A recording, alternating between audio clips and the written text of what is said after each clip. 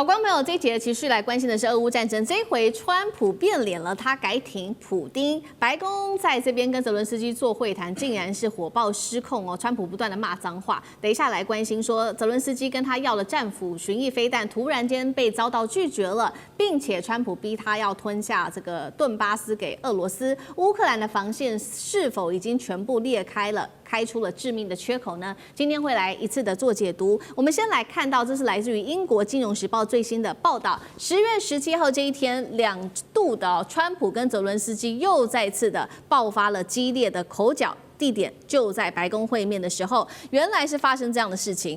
泽伦斯基开口跟川普争取要拿到巡弋飞弹，遭到拒绝。结果川普是反过来要泽伦斯基说：“你接受俄罗斯提出的终战条件吧，并且不断的爆出口要乌克兰割让整个顿巴斯给俄罗斯，甚至是采取普丁的论点哦。川普说，俄军进攻市场特别行动，而不可以叫他做战争。这一点是让这个泽伦斯基非常的愤怒哦。但是问题是，川普日前才对俄罗斯摆出一个强硬的态度，说要可能会提供战斧飞弹给乌克兰。为什么这个时候态度180度大转弯？大家在看说，会不会普丁手中握有什么样的筹码可以提供给川普，让他转向了呢？委员怎么解读？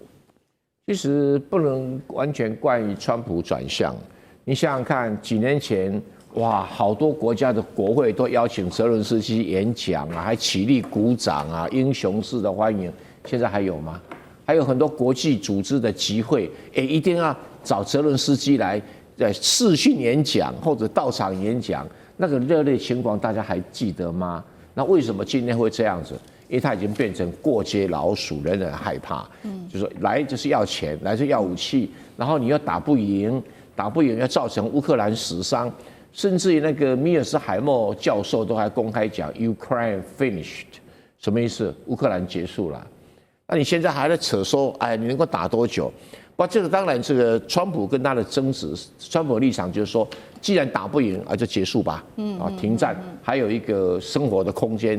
那泽伦斯基他觉得，我寸土不让啊，我是乌克兰英雄，我们继续打下去。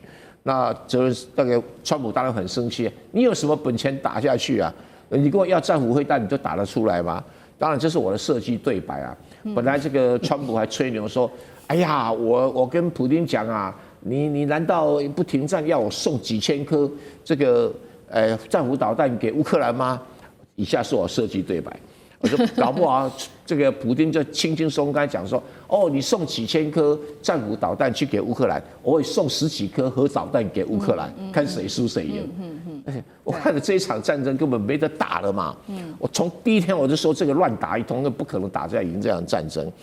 那你现在他跟他要战斧导弹，跟他要援助，连川普的立场说战斧导弹要拿钱来买，谁买？欧盟买，北约买，我美国反正我不买，随你便哈。那泽伦斯基说欧盟要给钱，你要给我。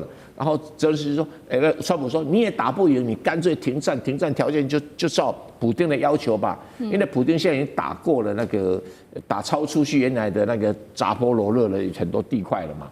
那扎波罗热是横跨了第聂伯河嘛，那你打过去了，那说好那一片就还给你乌克兰，以这个第聂伯河为界。对，那为界的话，你就要退出去嘛，你那个顿内茨克、顿巴斯就要退出去嘛。对。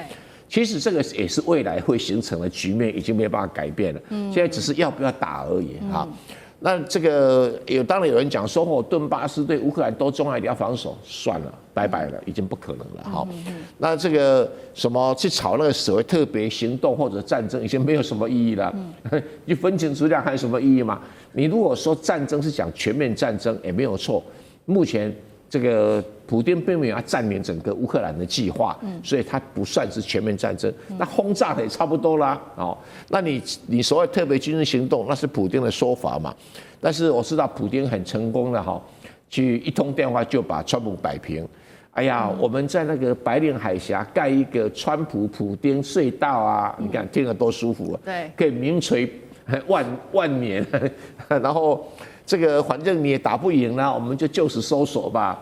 那川普当然会希望川普没有笨到去打一个不会赢的战争嘛，不像那个拜登以前的国防部长说，我们打了战争以后，这个俄罗斯经济崩溃，社会大乱，那普丁就会下台。不是啊，俄罗斯越打越强啊，那你欧洲越打越弱啊，那美国根本就是想要逃之夭夭。美国而且是川普的心情，那是拜登的事，不干我的事啊，这也没错啦哈。美国在拜登这个决定支持乌克兰打仗这个事情是一个大错特错，但是问题泽连斯基你自己是个小笨蛋啊，你自己把头凑上去干什么？好，有关于这一场中战有没有办法形成这个俄罗斯提出的条件，就是说要让乌克兰割让顿巴斯。那对于接下来乌克兰的影响，等一下会请吕舰长来带我们看。不过我们先来看到现在呢，川普持续的在撕破脸之下，他会不会就此切断所有对于乌克兰的援助？那美欧原本讲好的同盟关系，现在怎么办呢？杨老师又怎么看？这个战争打到现在已经这么长的时间，其实美国、欧洲各国的军事援助、经济援助都已经差不多见底了。那同时也已经造成他们自己本身社会经济，尤其是欧洲能源价格的高涨，那大家都在赔得下去。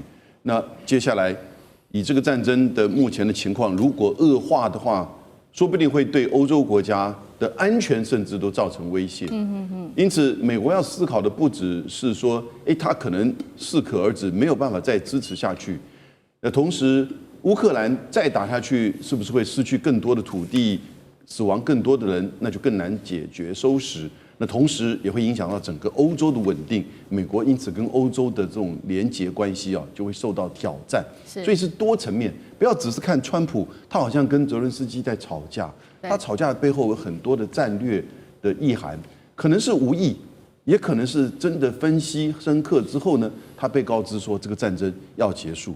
怎么结束呢？第一个就是你看到他现在已经某种程度的是在帮忙划界了，甚至要泽伦斯基接受了，因为泽伦斯基就是拖嘛，因为拖的本身代表了他的权力、他的地位，那甚至他真的认为战争还有胜利的一刻呢？那就像蔡委员所讲的，这个战争开打的时候就知道，这种代理战争，你跟强国、核武大国去打，怎么可能会赢呢？那就算是在冷战时期的阿富汗，那也是因为整个苏联所设定的目标不一样嘛。阿富汗也是这个到现在为止都是整个受创，因此现在第二个可能性就是他就停止军援，然后呢撤出援助，甚至呢这个撒手不管，那有没有可能这个样子？我觉得乌克兰必须要自己要做最坏的准备。第三种的情况就是更严重的是，他甚至就直接跟普丁去搞不好不止做那个隧道因为可以留下来他的名字，他很想做那个隧道白令海峡的。他甚至可能会就是放宽制裁了，也就是这个战争既然我不理，不只是不理，因为我今邀他划界，他不接受，那我就不理，我就恢复的正常。为什么？我这样还可以联俄制中啊。他又有个大战略出来了。那这个大战略出来的时候，这个说法、这个说辞美国的国内媒体这些政治精英，就马上能够转弯接受了。那到底是为什么？其实战争就打不下去了。泽连斯基跟乌克兰人真的要有所体会。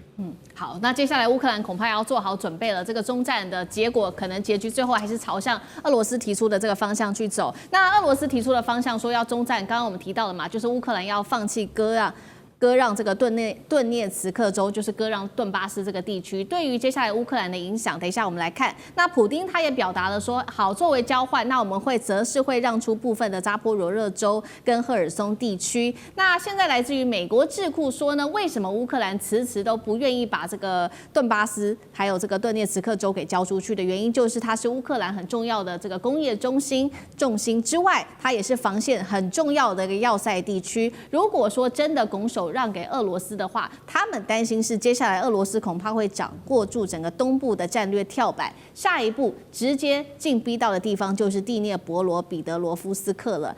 吕舰长怎么看？对于乌克兰来说会是致命打击吗？我们现在看到有关于关于红军城的这一个战况为什么推进的这么慢因为其实红军城的下面是一个非常广大的矿坑，那它其实它的补给以及人员都平常都是在以矿坑作为它的一个依托啊。那这个状况已经在乌克兰不是第一次了。那我们现在讲到的有关于顿巴斯地区，也就是卢甘斯克跟顿内茨克这2个地方，就是要做顿巴斯，那个顿巴斯。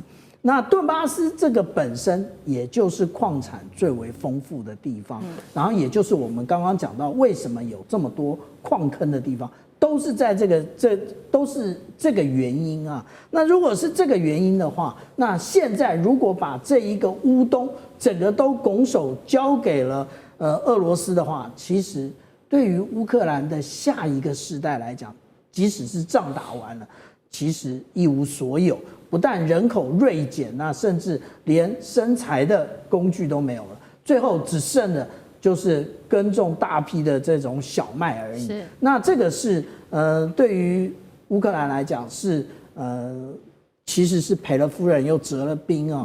那有关于刚刚提到有这个战斧巡弋飞弹的部分，战斧巡弋飞弹的部分，如果说它起飞的地点，它部署的地点在基辅的话，其实整个有关于俄罗斯的西部的这部分，其实也就是在欧洲这个部分，通通包含在内，包含了首都莫斯科。这也就是为什么，这个普丁这么在意的部分啊。不过美国他也有别的打算啊。那他之前呢讲大话嘛，也就是说要提供部分的战斧巡弋飞弹给这个乌克兰，可是有一个问题啊，他现在说他要使用新的载台，那我请问旧的载台为什么不用呢？这个也就是川普又在卖军火。那有没有旧的载台？有啊，之前不是一直在讲提风吗？提风不是也就是战斧加上标准6型吗？他担心的也就是这个泽伦斯基先取得了这个战斧，接下来他就会说我要标准6型。那这个都是对于普丁来讲，孰可忍孰不可忍的。也就是当他有这些装备的时候，他不断的可以打到陆地上俄罗斯的目标，而且现在俄罗斯进行的有关于这个极音速的飞弹，也可能可以拦截。那这也就是我们讲到啊，说有关于这一种新型的这种载具啊，这个其实是奥什科盛防务公司。但是旧的为什么不用呢？这是我最大的疑问。那也就是在卖军火，在赚大钱。好，谢谢吕舰长。那我们休息一下，马上回来。地缘政治、美中之争、战略价值、强权崛起、小国生存，现在与未来洞悉事件走向，掌握世界脉动，全球观点尽在环球大。